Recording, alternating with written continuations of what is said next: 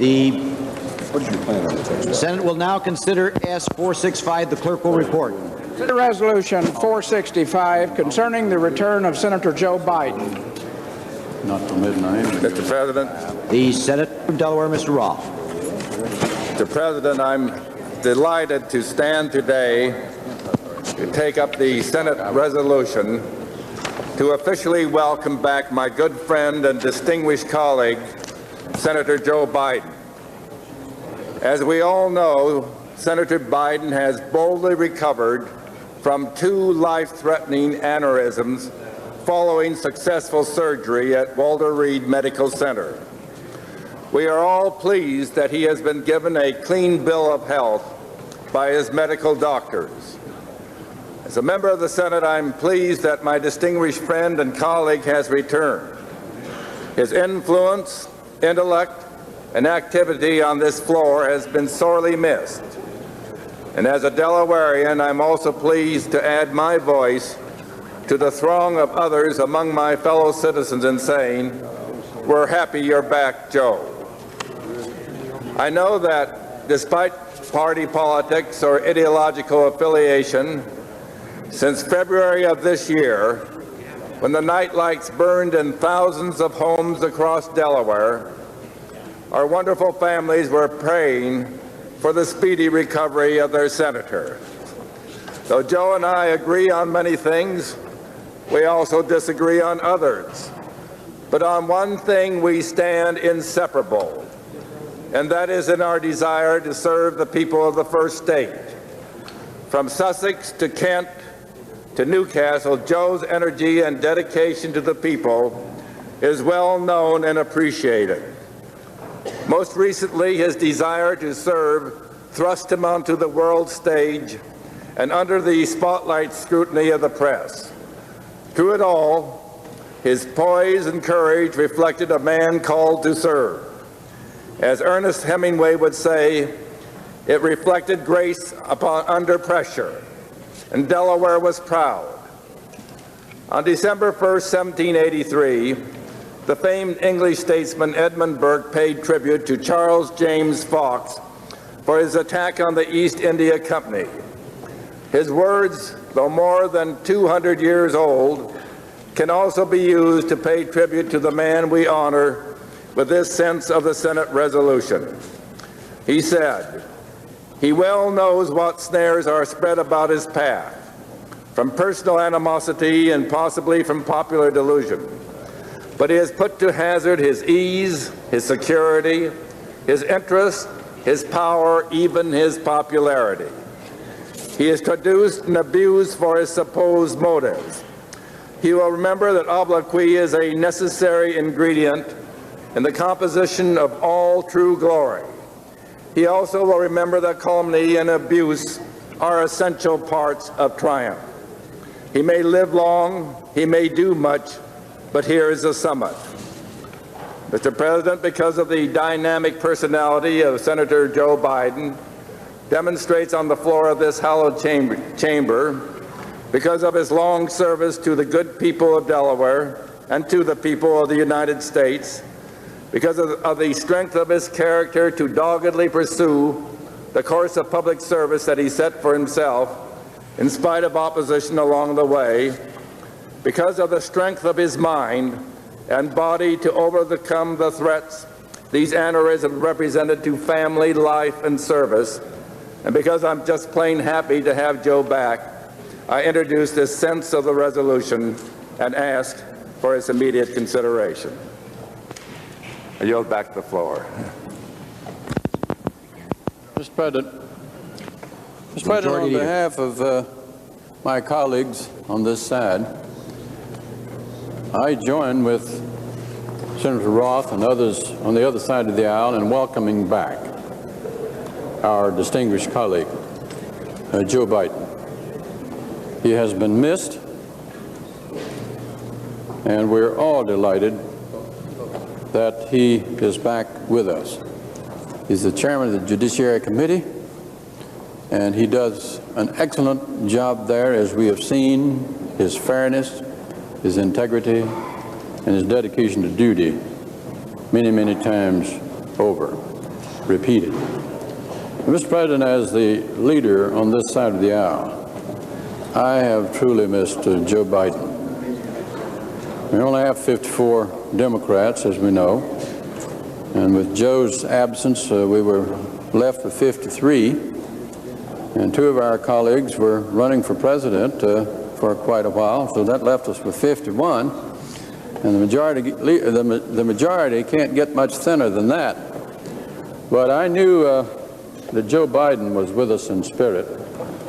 There's one thing about Joe. When he was running for president, he always said to me, when you need me, leader, let me know, and I'll be there. And that was the kind of spirit that he displayed in those days. And that's typical of Joe Biden. And so I'm going to bend the procedures just a little bit here and say, welcome back, Joe. We're all delighted to see you and see you looking so well, so hale and hearty and strong. We look forward to your being back at the helm on the committee, which has been ably run by Senator Kennedy, Senator Metzenbaum, and others in your absence. But just as there's no place like home, there's no hand on the helm like the chairman's hand, Joe Biden. Mr. President, I yield such time as he may require to the distinguished President pro tempore, Senator Stennis. The President pro tempore is recognized. Mr. President, I've just been downstairs. I got the wrong information. Thought you were down there and you were up here. Well, I'm delighted to get here and have a chance to say a few words. If I may refer to the first days that you were here. And I was correct when I said he's a comer. Felt like he worked and enjoyed his work. And that's one of the first essentials. You can't stay here long unless you enjoy your work to some degree. But you enjoy yours to an unusual degree. And that's a great asset in public life. I commend you highly for your attitude and for your ability and for your willingness. Yeah, thank you. Yeah, thank you very much. Good about it. As I was saying, your ability and your willingness to use that ability generously and graciously. And I love the concept of the United States Senate.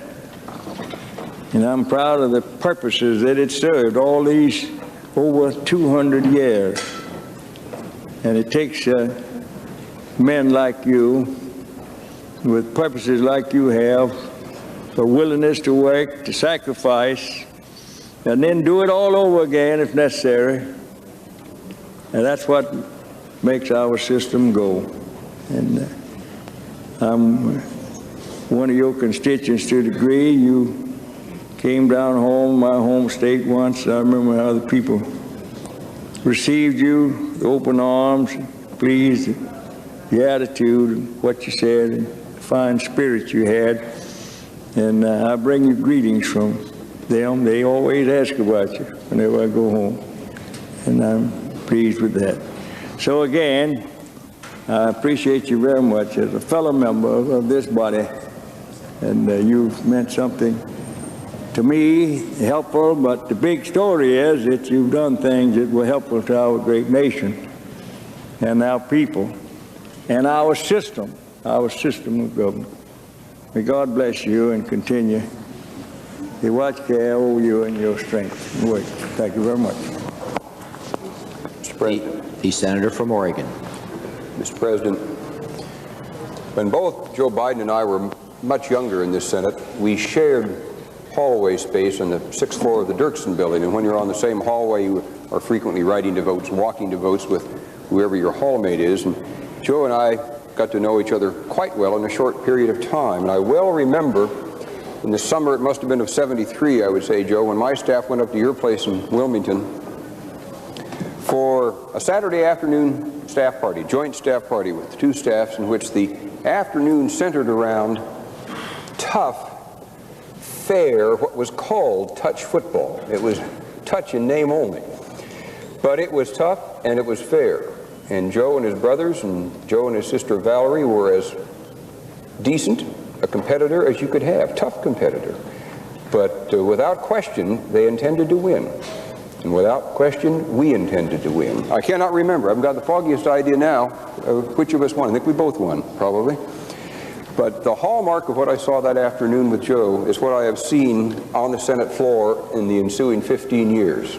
Tough, fair, intending to win. I would sooner debate one Joe Biden, know that I would be pushed to the wall and have to defend every thought, have to put up with his absolutely unsurpassable humor in the midst of a serious debate.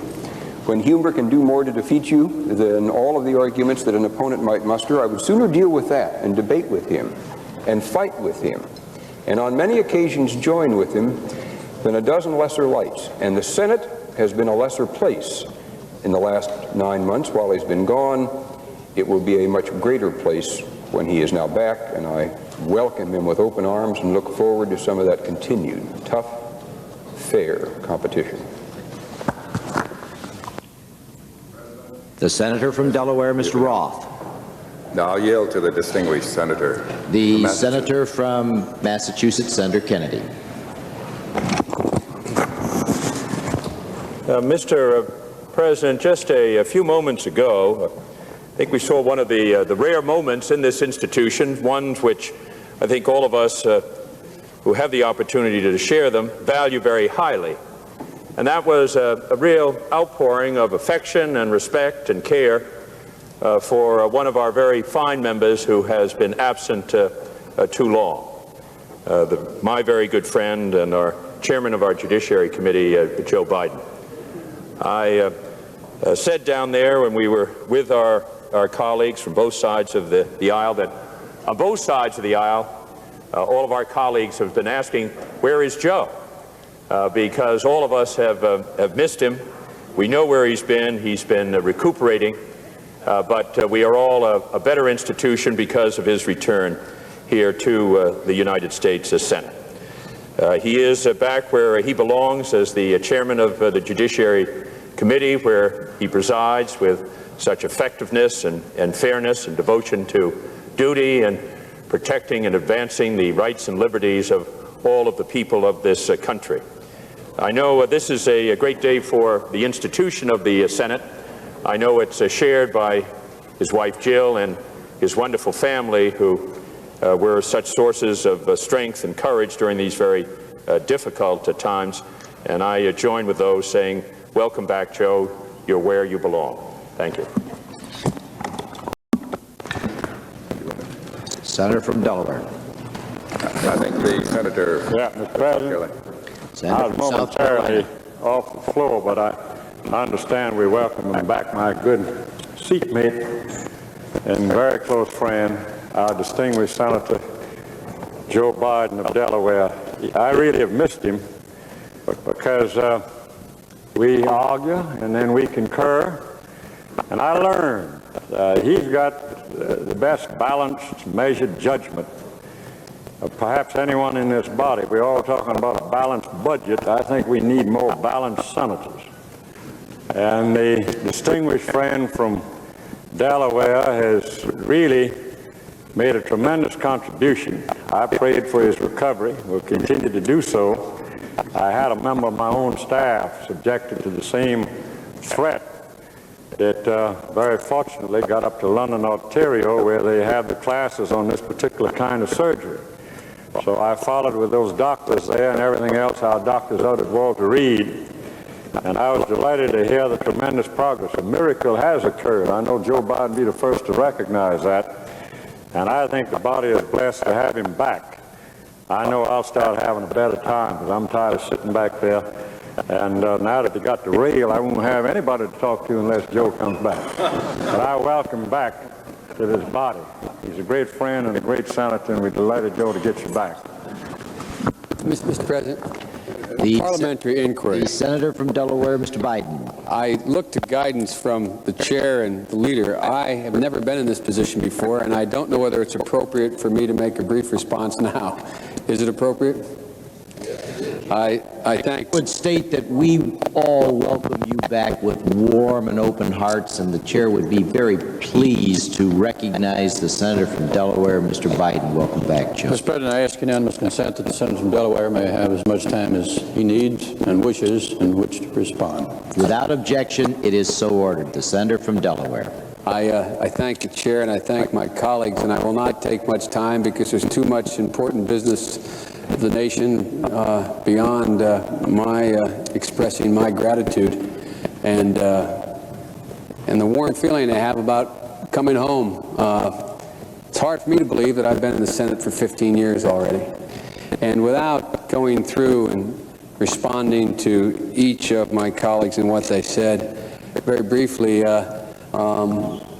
when I was in the hospital, the only one of my colleagues I saw, because he was also in the hospital, was Senator Stennis.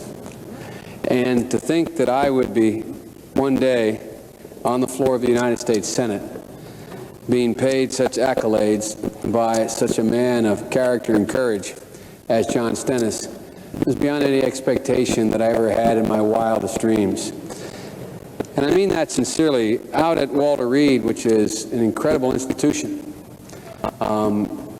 there is no, I don't mean to sound melodramatic, but there's no question that the doctors and their skill and the grace of God are the two things that saved my life.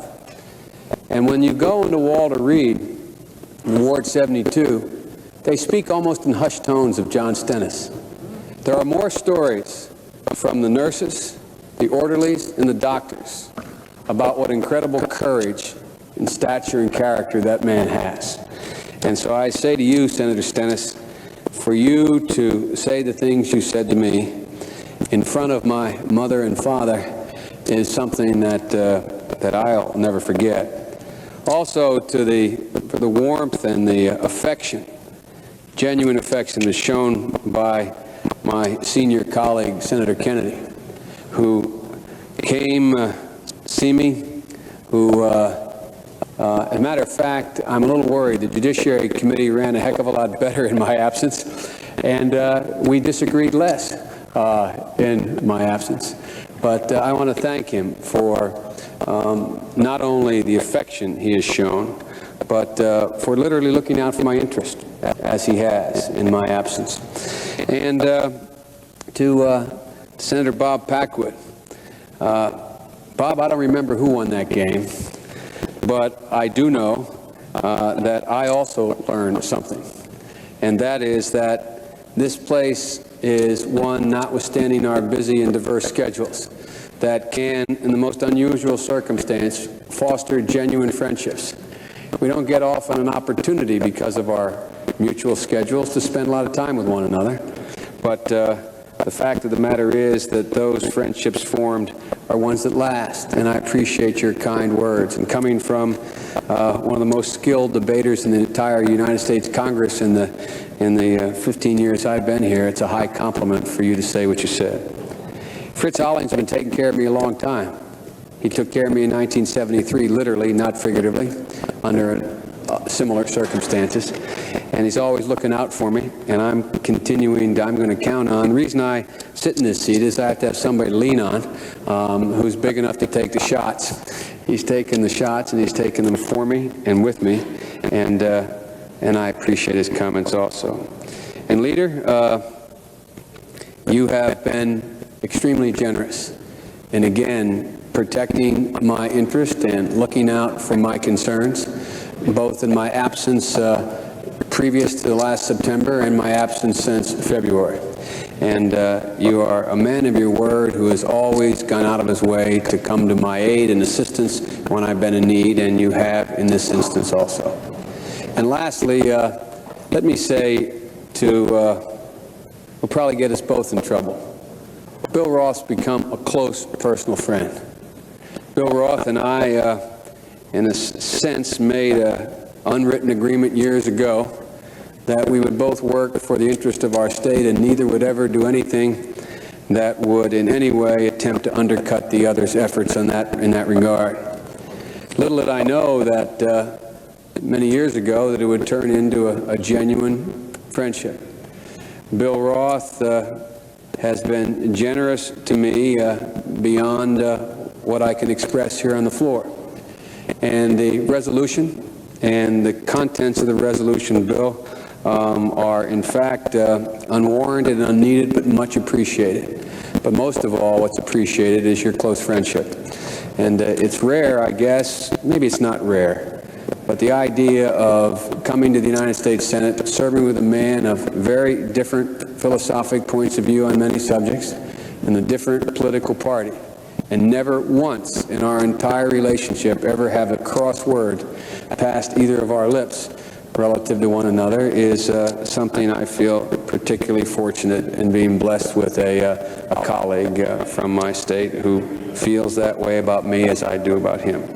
I don't want to say more, because if I say more, I may become, the Irish in me will creep out and be maybe a little bit too sentimental.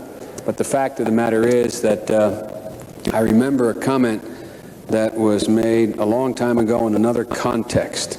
That was a comment made in a speech by Daniel Patrick Moynihan. And I won't remember the exact quote, Senator Moynihan, but it went something like this: to fail to understand that life is going to knock you down is to fail to understand the Irishness of life. It wasn't quite, it was said more eloquently than that. Well, in the last 18 months, last 12 months, I've learned that. But one of the things I've also learned is that friends make a difference. Having a place where you want to be makes a great difference. And having the feeling that if you come back to the place that you want to be, that you're going to be welcome, makes even more of a difference.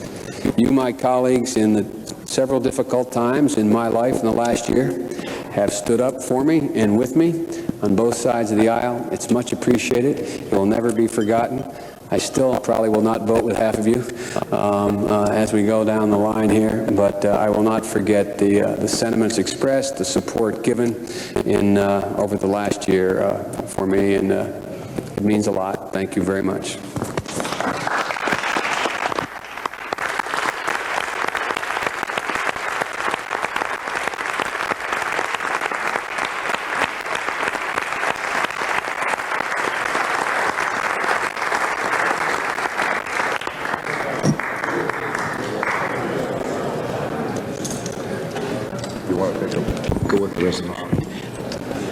The question occurs upon the resolution S-465. So many as are in favor signify by saying aye. Opposed, no. The ayes have it. The ayes have it unanimously, and the resolution is adopted and agreed to.